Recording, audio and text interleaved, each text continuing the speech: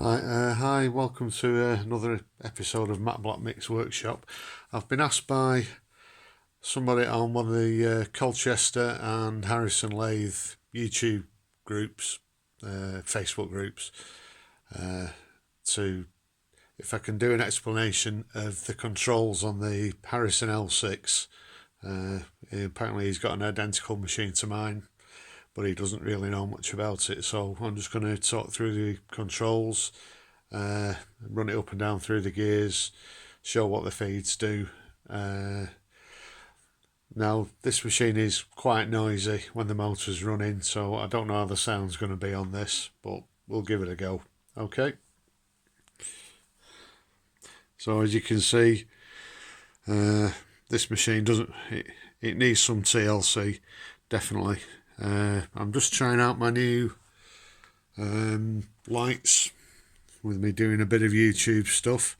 I actually bought some cheap Chinese lights. I just set them up tonight for the first time, so we'll see what happens.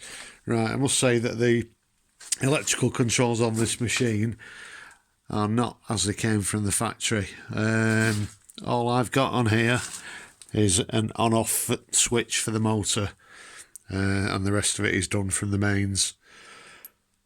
Okay, as you can see, this is a Harrison L6 12-inch swing. It has 8 speeds from 45 to 1000 RPM. Now, what was confusing this chap was he was missing basically this side of this plate, and he didn't know what these other speeds were, and also he wasn't sure what the levers do. So basically this big lever here, at the moment it's in high speed. Move it to the centre, that's neutral. You move it to the left, that's low range. Low range, as you can see, lever there opposite this, low range, follow the green, 45, 64, 100, 156. If you change it back over into high range, which is this position of the lever, you've got 1000, 639, 409, 289.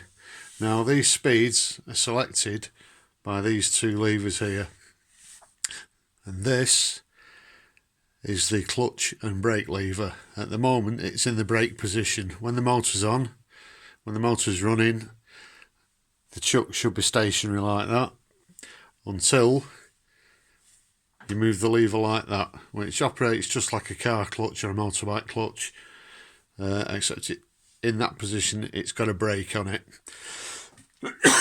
Pardon me. The actual brake on this machine's not very good. It needs some attention, which I'll get to at some point in the future. Okay, so what I'm going to do is I'm going to start off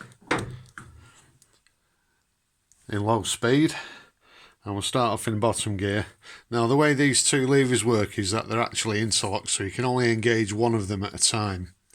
At the moment, being low, that lever over that side and that lever in the middle means we're doing 64 RPM.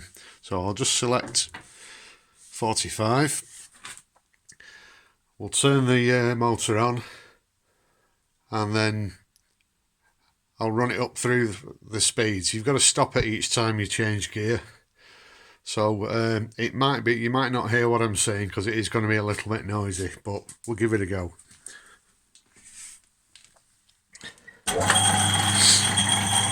So I'll see how the talk. I'll carry on talking. If it doesn't work out, I'll have to redo the audio. Okay, here goes. Bottom gear, 45 RPM. As you can see, we're very slow. And there, stopped. Change it. 64 RPM. A little bit faster. Stop. put that in the middle, 100 RPM. Yeah, a bit faster. And then over to the right, 156. And as you can hear, it's getting faster and faster. Okay, stop. So now what we have to do, put that in the middle, put that to the left, 289, put this one, it's a high range. No, this should give us 289, which is obviously quite a bit faster. There we go. Just rock the chuck a bit. 409.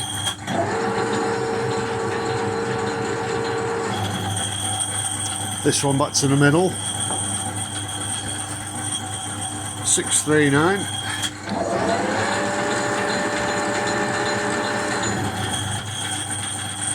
And then finally top speed 1000.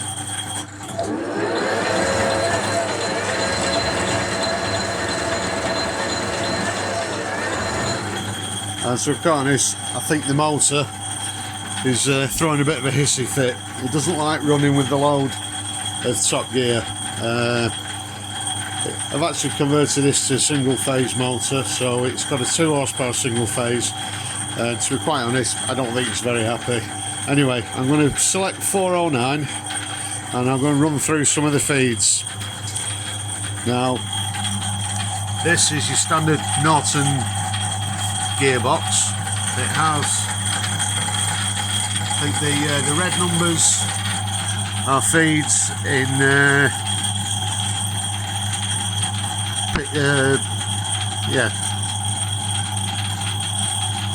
threads per inch, and the black numbers in decimals are the feeds for feeding. So I'll demonstrate the feeding first. So on this one, these levers move left and right, and the position of these two levers and the position of this lever tells you what feed or threads per inch if you're screw cutting you've got selected. So on this one, both levers over to the right, which is the third one down, and we're there, we're doing, I don't know if you can see that, 12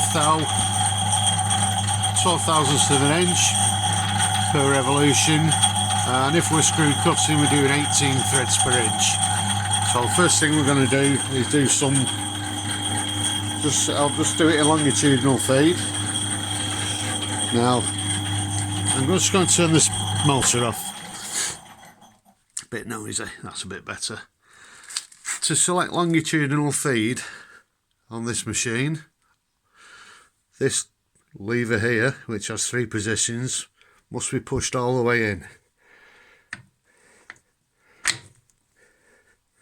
And there, it's actually all the way out, and that selects crossfeed.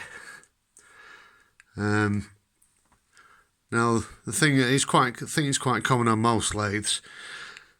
If you select, also this lever here selects feed forward and reverse. At the moment we've got it in forward. So when I'm doing surfacing and I've got that in that position, the carriage will feed this way. When you put it into facing to do the cross feed, it actually comes back out. So if you want to go that way, you've got to turn that lever that way. This is pretty standard on a lot of lathes, as far as I know. Just going to put the, might have to put the phone down a sec. No, there we go.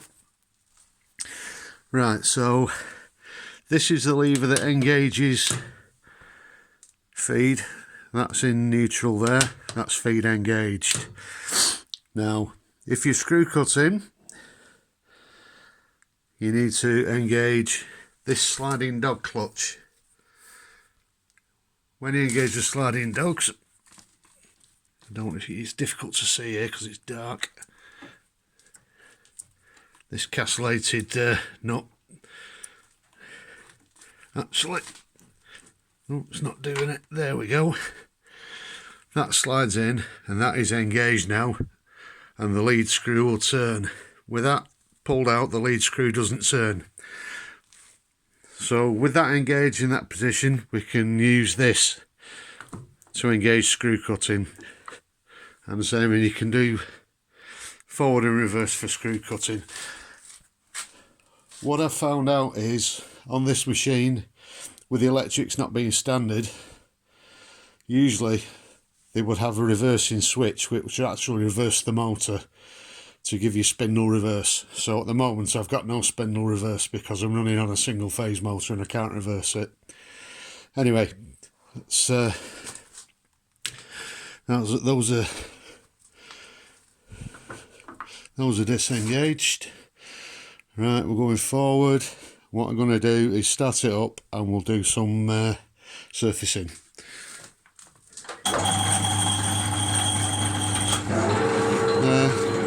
Engage, stop it, disengage that. So as you can see, the lead screw isn't turning, but the power shaft, which puts power into the apron, is turning. So what we'll do now is engage this, and you'll see that wheel turn that way. No, no. Aha. There we go. And that is feeding the tool forward.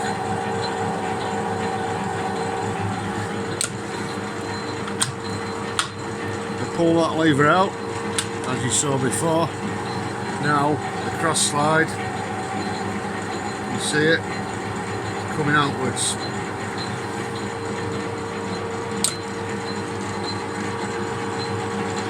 And to reverse that, to change that to work the other way around, you just put that over into reverse. So I'm not going to do that while the machine is running. Okay, right. Re-engage the dog clutch. Now we're going to get the lead screw turning where we can do some screw cutting. So now we can see the carriage going very quick. 18 threads per inch.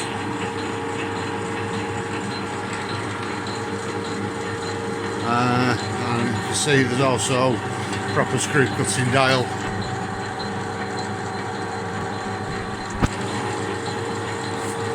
Right. There's not a lot else to say really. I hope that explains. Just turn this off. I hope that explains how how this machine works. So I'm still learning a few things about it. I've been around machine tools for a long time. This lathe does need some quite major work to make it more accurate. The big problem with these Harrison L6 machines is that the cross slide is only half length. The ways on this are only that long, and the actual cross slide on the carriage is only from there to there, which means that if you get any sort of wear in the gib or the actual slide, there's a gib. As you can see, this gib, difficult to see, but the little gap in the gib,